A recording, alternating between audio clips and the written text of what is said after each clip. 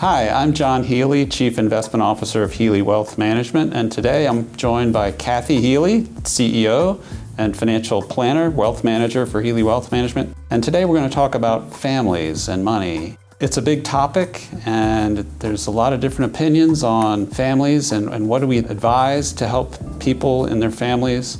We like to think of our practice as a family practice, working with not only the parents but also children and helping families communicate. We want to see, harmony amongst all of our family members. One of the things that's really a big question is just how much should you share with your children about your money and your future plans for the money, and then of course, when you're gone, what's going to happen with the money and the assets in your estate.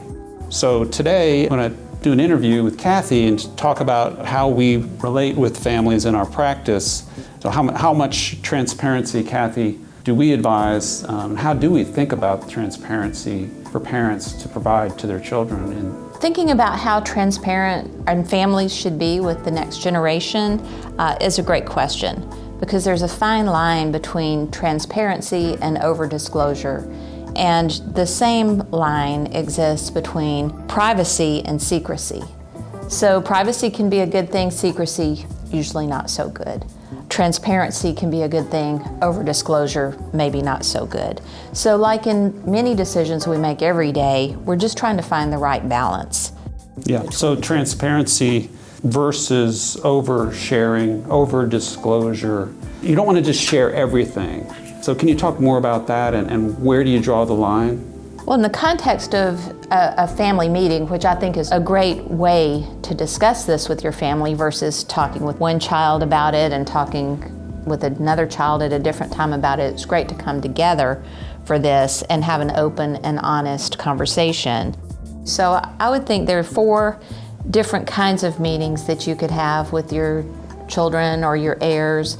The first one would be get your family together and let them know what you want to happen in the case of illness or incapacity or even an unexpected death, so that they'll know who to call, what to do, where to get information, what your wishes are. So that's the basic. And that's really, you're not really having to disclose a lot about balances or specific accounts. It's just for them to know what to do in case of emergency. So that would be the most basic. I think after that, a values and legacy meeting. If you're talking to your children or your heirs about wealth that has been accumulated, it's more than just passing along the money. I think most families want to pass along family values and just help give some guidance to the next generation. For example, what's important to your family? Is it education? Is it philanthropy? What are some of the good habits that you would want to encourage your family to have, like living within your means or whatever it might be that you want to pass along? So that's the values and legacy meeting. A trustee and beneficiary expectation meeting.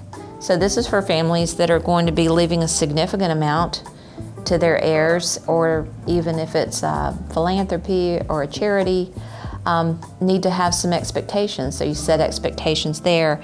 And then finally, the most detailed and the highest level of disclosure would be a full estate planning orientation for everyone that would be a beneficiary.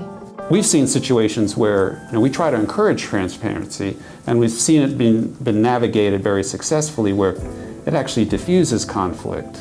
Well, that's right, because not talking about something or being silent about something can lead to ambiguity. Ambiguity is not a place you want to be. And it also leads to the children making their own assumptions around things. So if the children or heirs don't understand like why certain structures exist or why certain people are chosen for different roles, especially in estate planning, then they'll fill the gaps themselves and they may or may not be right. Right, and they usually fill those gaps when there's a crisis, right? So a lot of times people just put it off and don't tell their children anything about their estate or their assets, and then they pass away and find out. Why is that not ideal? These assumptions and the points of conflict usually surface during times of extreme stress, like a death or a serious illness, when emotions are already high. So I think the timing of when you have these conversations is important.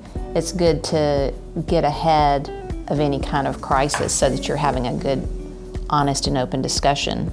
Right, yeah. So can you give us a list of some of the benefits of having the discussions? Well, 3 things really stand out. First of all, there are fewer surprises. People aren't learning this information during a critical time like we talked about.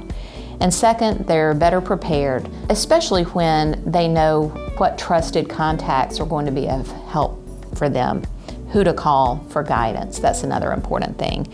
And then third, it strengthens family relationships.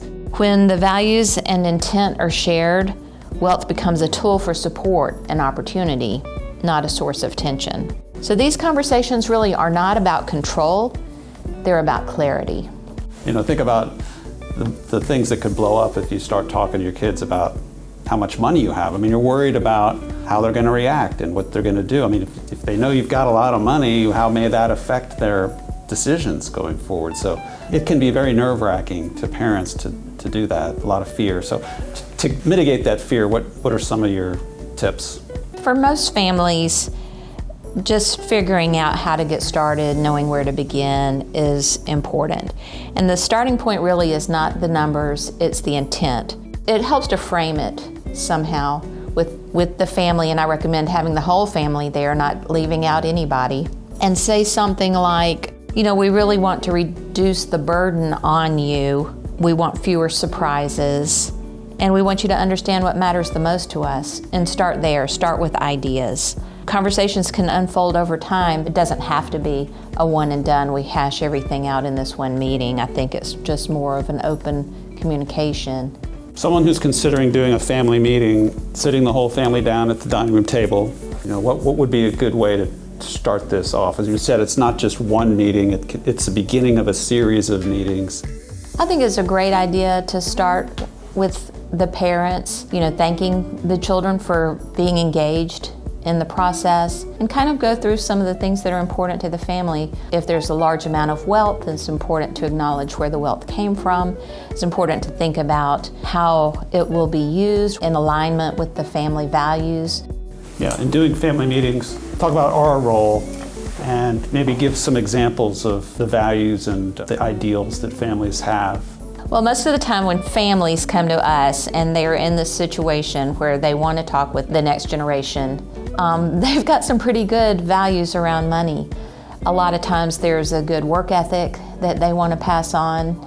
There is, managing within your means. Even if you have a lot of financial means, there's still an importance of not going into debt, using your money wisely, no matter how large the amount might be.